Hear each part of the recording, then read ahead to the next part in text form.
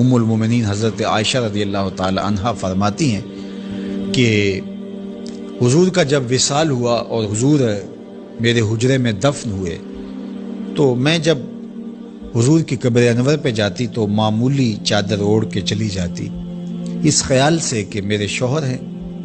پھر حضرت ابو بکر صدیق رضی اللہ تعالیٰ عنہ کا وصال ہوا تو وہ بھی ساتھ دفن ہو گئے تو میں پھر بھی اسی حالت میں جاتی اور میں سوچتی کہ ایک میرا شوہر ہے اور دوسرا میرا والد ہے۔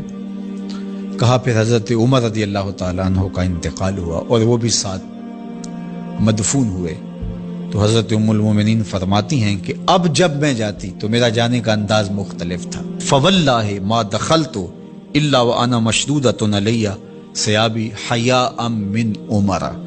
کہا اب جب بھی میں جاتی تو خوب اوڑھنی اوڑھ کے اور چادر لے کے جاتی، مجھے عمر سے حیا آتی۔